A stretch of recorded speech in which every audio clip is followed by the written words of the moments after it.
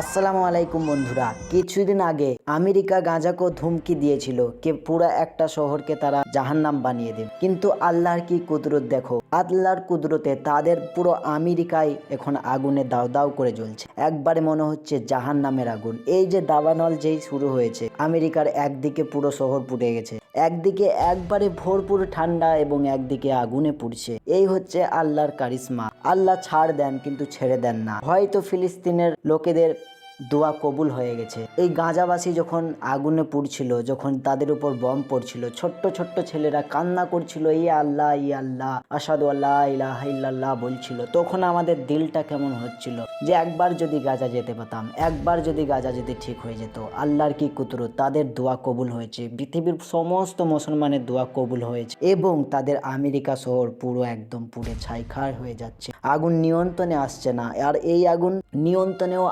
আসবে না আশা করা যায়। এটা হলো আল্লাহর কুদরত, এটা হলো আল্লাহর মহিমা, এটা হলো আল্লাহর চাওয়া। আল্লাহ চাইছে পুরো আমেরিকাকে ধ্বংস করে দিতে। এইভাবেই তোরা ধ্বংস হবি, ইসরায়েলের বংশ, ইহুদির বংশ, তোরা ধ্বংস হ, তোরা ধ্বংস হবি, আরো ধ্বংস হবি। কারণ হলো মুসলমানকে তোরা খুব জ্বালিয়েছিস। ওই যে গাঁজাবাসী যখন খেতে পাচ্ছিল না, কোনো খেতে পায় না কিছু, তখনও তারা আর্জি করছে যে এখন যুদ্ধ থামাও, কিন্তু তাও তোরা যুদ্ধ থামাতে দিসনি। এই তার পরিণতি। আল্লাহর কুদরতে তাদের দোয়া কবুল হয়েছে। আল্লাহ তুমি গাজাবাসীকে হেফাজত করো এবং আমেরিকাকে পুরো ধ্বংস করো। ধ্বংস হচ্ছে, আরো হবে। এইভাবে দেখুন এই যে দাবানলের আগুন কিভাবে জ্বলছে, দাও দাও করে জ্বলছে, কন্টিনিউ জ্বলতে থাক, নিমাতে পারছে না। কিভাবে নিমাবে? আল্লাহর কুদরত তো এটা, এটা আল্লাহর মহিমা। এটা জাহান্নামের আগুন, এটা দুনিয়াবি আগুন নয় যে সহজে নিমে যাবে, এটা জাহান্নামী আগুন। এই যে আগে ছিল আমেরিকা শহর এইরকম, আগে এটা ছিল, দেখো কেমন ভাবে শহরটা তারা সাজিয়েছিল। যে তারা একটা জিনিস দাবি করত, কি দাবি? যে আমাদের যা শক্তি আছে সেই শক্তি কোনো দেশ আমাদের সাথে লড়তে পারবে না। আল্লাহ বলছে তোদের শক্তি আর আমার শক্তি অনেক তফাৎ। তোদের শক্তি এক নিমিষে শেষ হয়ে যাবে, কয়েক সেকেন্ডে শেষ হয়ে যেতে পারে। দুনিয়াটা সেকেন্ডও লাগবে না, চোখের পলক যতটা সময় লাগে তার থেকেও কম সময়ে পুরো দুনিয়াটা ধ্বংস করে দেবে আল্লাহ। তাই কিছুটা নমুনা তোদেরকে দিল ইসরায়েলের বংশ। এবারে হয়তো তোরা শুধরাবি, শুধরে যা, শুধরে যা। এই যে দেখো, মানে একবারে পুরো শহরটাকে জ্বালিয়ে দিয়েছে আল্লাহ।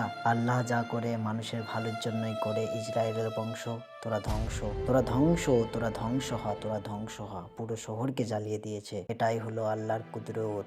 আমেরিকা আর হয়তো তোরা বলতে পারবি না, তোরা আর দাবি করবি যে আমরা হচ্ছি পৃথিবীর শ্রেষ্ঠ তাকতবর মানুষ। তারা দাবি করতো আমরা পৃথিবীর শ্রেষ্ঠ তাকতবর মানুষ, আমাদের সাথে কারোর লড়ার ক্ষমতা নাই। লড়ে দেখা, এবারে আগুন নিভিয়ে দেখা, লড়ে দেখা।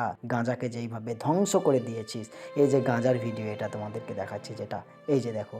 আর এখন আমেরিকার দেখো, এখানে কোনো যুদ্ধ হয়নি, কোনো অন্য কিছু হয়নি, এটা হলো আল্লাহর কুদরত।